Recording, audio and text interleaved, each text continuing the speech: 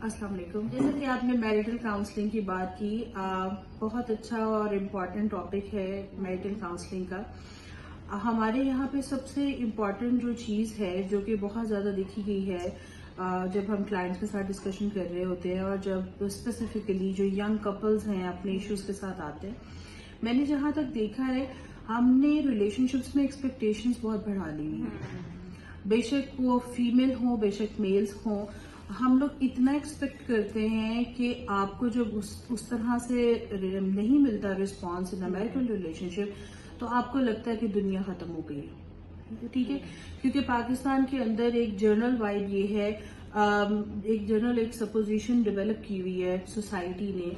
कि शादी is a full stop.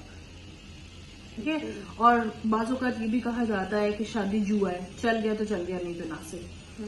ठीक है, अब बड़ा अफसोस होता है जब इस तरह से क्लाइंट्स कमेंट करते हैं और कहते हैं कि बस मैंने एक प्ले कार्ड खेला और मुझे था कि चल गया, मेरी लक हुई तो चल गया, नहीं हुआ तो नासिब। It's not about luck, it's not a play card, ठीक है, इट्स नॉट अ जुआ।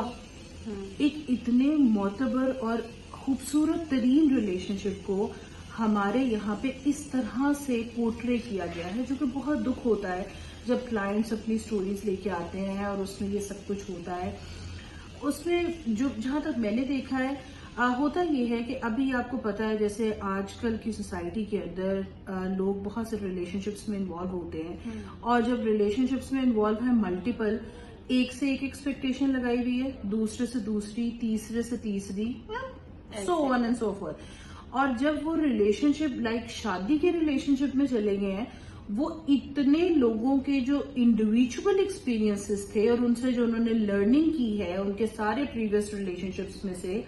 वो सब कुछ एक्सपेक्ट कर रहे होते हैं अपनी वाइफ से या अपने मेल पार्टनर से, वाइस वर्सा, दोनों जेंडर्स की बात करें। इसमें सबसे बड़ी प्रॉब्लम आती है, अब आप देखें एक बंदे की एक पर्सन से एक्सपेक्टेशंस और सबकी मिला जुला के जितने उसके प्रीवियस रिलेशनशिप्स रह गए हैं उन सबकी कोलेटेड एक्सपेक्टेशंस को एक बंदा पूरी कर सकता है? It's not possible. सो हमारे यहाँ पे जो चीजें फेस करने में आती हैं सबसे ज्यादा ये हैं, और यंगस्टर्स की इतनी मल्टीपल कंप्लेंट्स हैं कि आप बस यही फेस करते रहते हो कि वो छोटी छोटी बातें, इतने पेटी इश्यूज पे लोग डाइवोर्सेस की तरफ जा रहे हैं कि जी मेरी एक दफा एक लॉयर से बात हो रही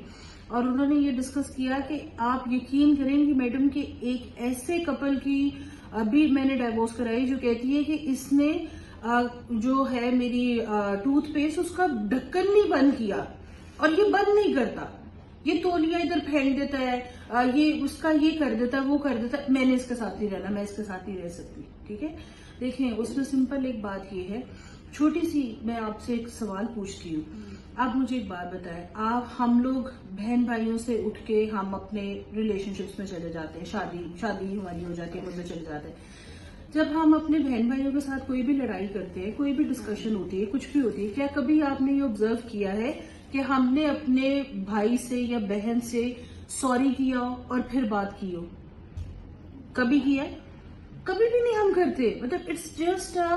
क्वेश्चन जो हम पोज कर सकते हैं और फ्रॉम अ लार्जर ऑडियंस कि आप एक लम्हे के लिए ये सोचिए कि जब हम बहन भाई के साथ बात कर रहे होते हैं, हम उसमें भी डिस्कशंस करते हैं, हमारी इतनी लड़ाइयां होती हैं लेकिन हमने कभी माफी तलाफी नहीं की और अगले लम्हे हम बात करने लग जाते हैं। But when it comes to your partner,